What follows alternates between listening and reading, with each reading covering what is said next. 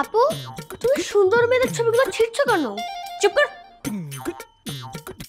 দেখ, এইগুলা হবে বিয়ের পাত্রী।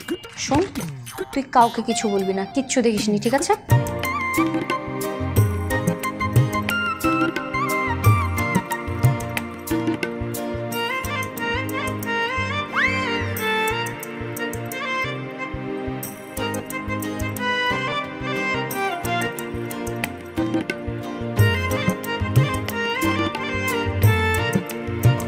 এগুলো করার কি দরকার ছিল?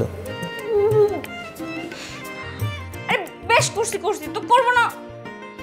মেয়েগুলো একটাও আমার পছন্দ হয় নাই, আর এগুলো দেখতে সুন্দরীও ছিল না, আপনার সাথে মানাইতো না।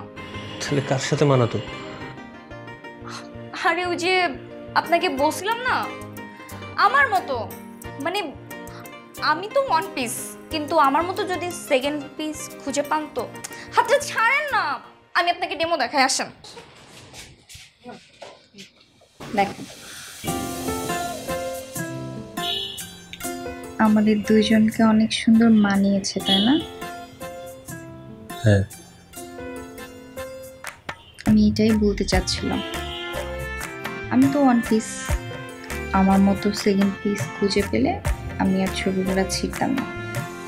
তাই আপনার উচিত আমার মতো কাউকে খোঁজা। আমি যদি তোমার মতো কাউকে না পাই? তাহলে আমি আছি না, আমি তো মারা গেছি নাকি? আমার বাবাকে বিয়ে প্রপোজাল দিলেই পারে।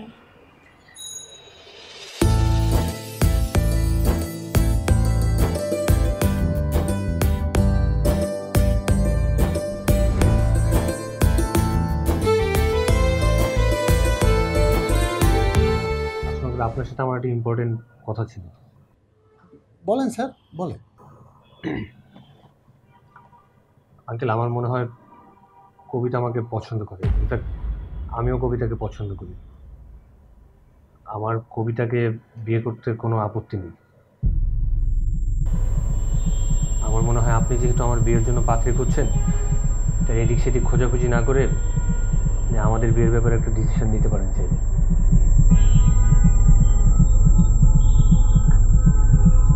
স্যার, আপনি এটা কি বললেন স্যার?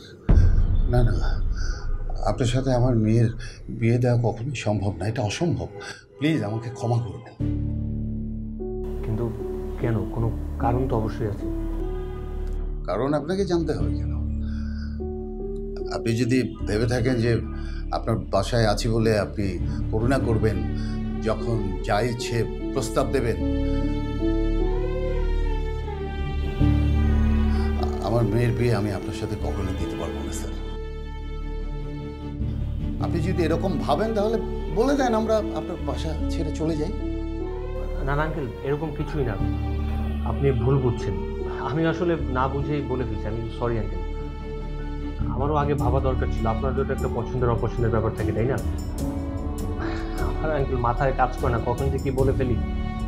আমি বলি কি, যেহেতু বিয়ে শাদির জন্য কথাবার্তা চলছে, আঙ্কেল আপনারা থাকেন, আমার বিয়ে শাদির ঝামেলা সব কিছু একবারে কমপ্লিট করে তারপর